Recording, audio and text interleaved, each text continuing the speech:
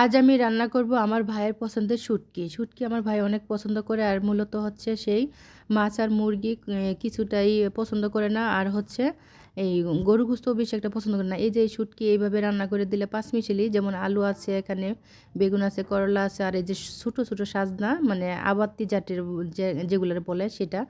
তো এই যে এইভাবে রান্না করব, আর এটা হচ্ছে আমার গাছের টমেটো দিয়ে রান্না করব। তো রান্না বসায় দিই।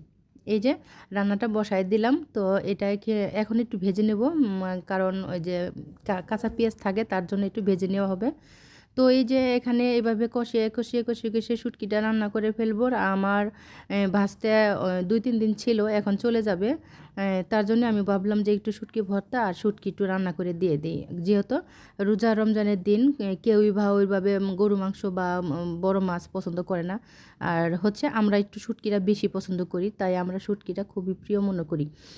তো এই যে আমরা শুটকি কষাইলাম, আমি এখন এটাকে আমি সব কিছু কষানো হয়েছে, আর মূলত এখানে এই কি মরিচ আর হলুদের গুঁড়া ছাড়া কিছুই যায়নি, কারণ এখানে তো শুটকির মধ্যে খাটে না, এই যে কী কোন জিরার গুঁড়া কখনো আমরা দিই না, আর অনেকে দেয় কিন্তু আমরা খাই না। যাই হোক, শুটকিটা এখন কষাবো, কষানোর পর আমরা হচ্ছে পানি দিয়ে দেবো এখানে, হ্যাঁ। তো এটা একটু ভালো করে আস্তে আস্তে মিঠু মিঠু জালে হওয়াইবো। তো এই যে আসলে ভাই বড়দন রক্তের বাঁধন, ভাইয়ের জন্য আমি হয়তো বা অত কিছু করতে পারি নাই, সময়ের অভাব, তার জন্যই।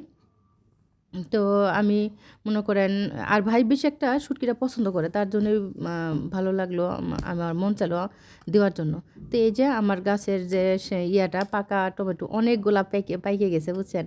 মানে আমার যে গাছ থেকে উঠাবো, আমার অনেক একটা এক্সাইটেড কাজ করতেছে মনের মধ্যে, বুঝছেন।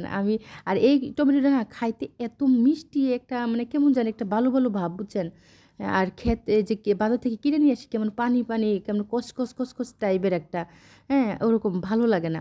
আর এই যে দেখছেন কালারটা কি হেভি কালার, হ্যাঁ, অনেক সুন্দর।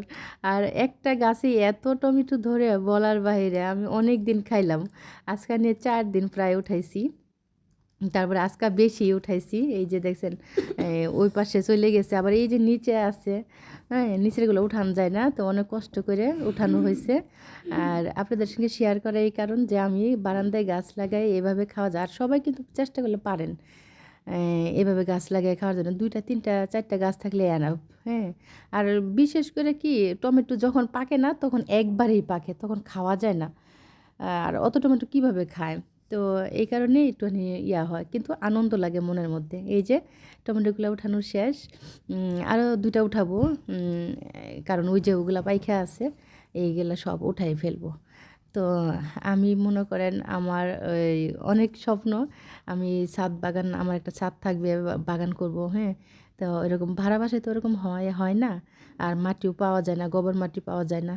তো সবাই ভালো থাকবেন, আমার ভিডিওটা সবাই একটু সাবস্ক্রাইব করবেন, যারা নতুন আছেন তারা একটু আমাকে সাপোর্ট করবেন, আমার নতুন চ্যানেল আমি।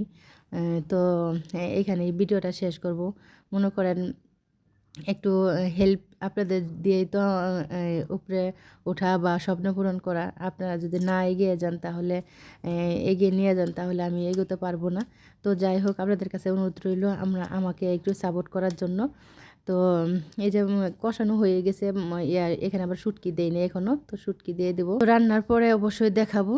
এখন এই যে টমেটোগুলো দেবো, হ্যাঁ, টমেটোগুলো দেওয়ার পরে এটা একটু পানি দিয়ে ঢেকে দেবো। তো সবাই আমাকে একটু সাপোর্ট করবেন। আমার 1000 সাবস্ক্রাইব হয়ে গেছে, কিন্তু আপনার হচ্ছে হচ্ছে না, এই ওয়াচ টাইম পূরণ হচ্ছে না। এই যে শুটকিগুলো দিয়ে দিলাম, ওয়াচ টাইমটা আসলে না অনেক টাফ ব্যাপার, হ্যাঁ।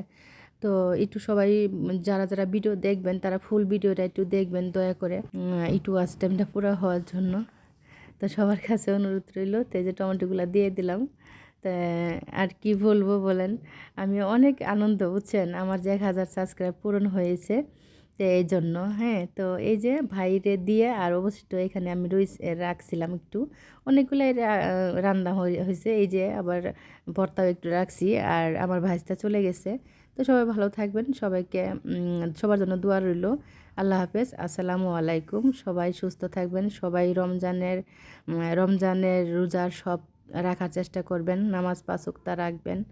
আর এখানে আমি ভর্তা বানাইছিলাম কাঁচা ধনিয়া পাতা দিয়ে। তো এইখানেই শেষ করলাম। ভালো থাকবেন সবাই।